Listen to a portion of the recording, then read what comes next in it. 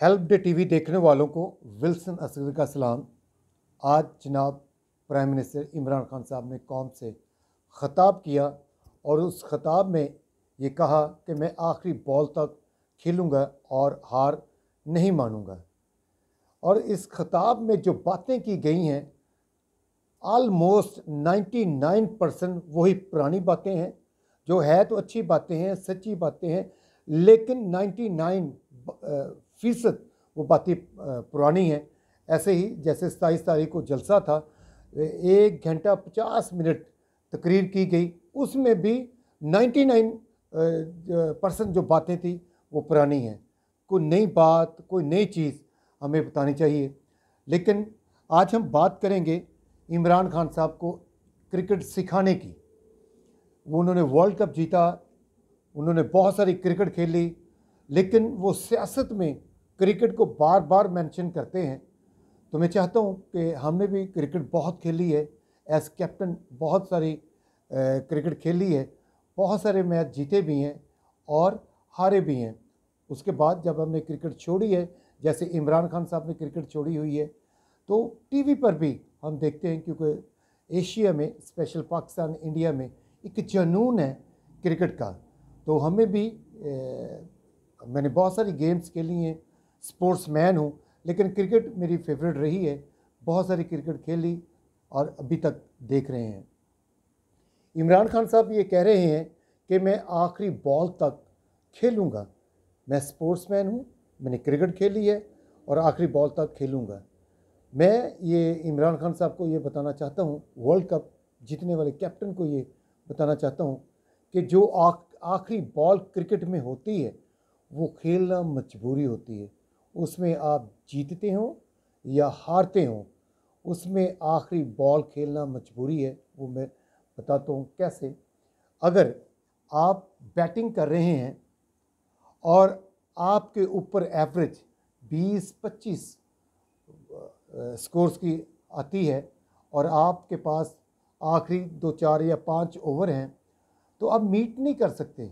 बहुत मुश्किल से 25 का एवरेज जो होती है वो करना मुश्किल हो जाता है और डाउन होना शुरू हो जाते हैं। और जब आखिरी ओवर होता है आपके ऊपर और 35, 40 या 45 की एवरेज हो जाती है और आखिर में आते आते एक दो बॉल जब रह जाते, उसमें भी अगर 20-25 स्कोर रह जाए तो आप क्रिकेट को नहीं छोड़ देते। आखिरी बॉल हो या आखिरी 2 बॉल हो, आप क्रिकेट नहीं छोड़ सकते, उस मैच को नहीं छोड़ सकते, क्योंकि ये आपकी मजबूरी है। आपको पता है मैं हार जाऊंगा, लेकिन आप मैच को नहीं छोड़ सकते।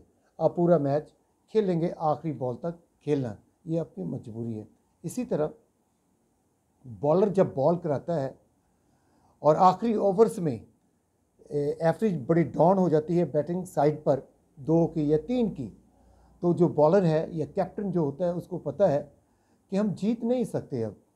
अब ये 5 ओवर में 10 स्कोर करना कोई मुश्किल नहीं है, लेकिन आप मैच को छोड़ नहीं सकते।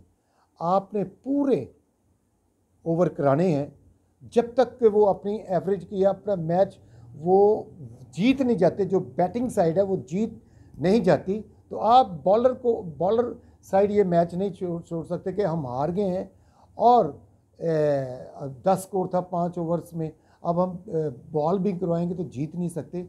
तो बॉलिंग साइड की ये मजबूरी है, उन्होंने पूरे ओवर्स कराने हैं। इसी तरह जो मैंने बैटिंग की है, अगर आप बैटिंग करते हुए नहीं जीत सकते, लेकिन ये आप नहीं कह सकते कि हम मैच छोड़ रहे हैं कि हम हार गए। आपकी मजबूरी है आखिरी बॉल तक खेलना, वो क्रिकेट है। जैसे अभी देखते हैं कैप्टन के जो फैसले होते हैं टेस्ट क्रिकेट में, जो ऑस्ट्रेलिया ने रिसेंटली सेकंड टेस्ट में उसने बड़ा दिलेराना फैसला ऑस्ट्रेलिया के कैप्टन ने किया और अपनी इनिंग डिक्लेयर कर दी और उस टेस्ट का रिज़ल्ट ये निकला कि वो ऑस्ट्रेलिया जीत गया एक दिलेर फैसला करने से। और इसी तरह आज हमारी टीम ने वनडे में बहुत खूबसूरत परफॉर्मेंस दी है, एक नामुमकिन को मुमकिन कर दिया और एक बड़ा स्कोर जो था वो अचीव किया। टारगेट को अचीव किया और वो जीत के 348 का जो रन था वो हमारी पाकिस्तानी टीम ने जीत लिया। ये आखिरी बॉल खेलना क्रिकेट में होता है, सियासत में नहीं। सियासत में बॉल नहीं, चाल होती है। इसमें टाइमिंग के लिहाज से फैसले होते हैं। आपने टाइम से फैसले नहीं किए और आपकी जो सियासी चालें थी, आपने हर चाल, जब से स्पेशल नो कॉन्फिडेंस मोशन आई है, ऑलमोस्ट आपने हर चाल चल रही, पब्लिक की चल रही, ऑपरेशन की, हल्ला बोलने की, तकरीरों से, जलसों से, हर आपने चाल चली। अपने इत्तेहादियों को कहने से या अपने जो आपसे बंदे के उनको कहने से, या आपने हर बात कर ली अपोजिशन के बारे में। गद्दार कहा, डाकू कहा, काफर तक कह दिया। और पाकिस्तान में सबसे ज़्यादा आप ही पाकिस्तान के वो हैं दूध के दूल्हे हुए। बाकी पूरे पाकिस्तान में जो आपके साथ नहीं है, वो गद्दार भी है, वो काफर भी है, वो चोर भी है, वो डाकू भी है। ये सिर्फ आपको नज़र आता है। ये क्रिकेट नहीं है, ये सियासत है। आपने वो हर कार्ड खेला, हर वो चाल चली। आप ये बोले कि मैं आखिरी चाल तक मैं ये मैच खेलूँगा, ये नो कॉन्फिडेंस जो मोशन है इसको देखूँगा आखिरी चाल तक। अभी 2 दिन रह गए हैं, ये 3 तारीख को। अब ये नो मोशन आपने जैसे कह दिया कि इसमें वोटिंग होगी, फिर आपने वाम पर डाल दिया। वाम ने तो वोट लेके आपको भेजा है, उनको भेजा है। ये इख्तियार MNS को दे दिया। अब इलेक्शन नहीं है, ये असम्बली में अदम एतमाद पर वोटिंग होनी है। तो आप अवाम को कह रहे हैं कि मैं अवाम देखे। अवाम देखे कि जब नया इलेक्शन आएगी, फ्रेश मैंडेट लेंगे, आप भी उसमें होंगे, अपोजिशन जमातें भी होंगी। कौन जीतता है, कौन हारता है, ये तो बाद की बात है। अभी आपको जो मैच खेलना है नेशनल असम्बली में खेलना है, उसके बाद पंजाब असम्बली में खेलना है। वो भी आपकी चाल, परवेज़ इलाही साहब की जो चाल थी वो नाकाम होगी।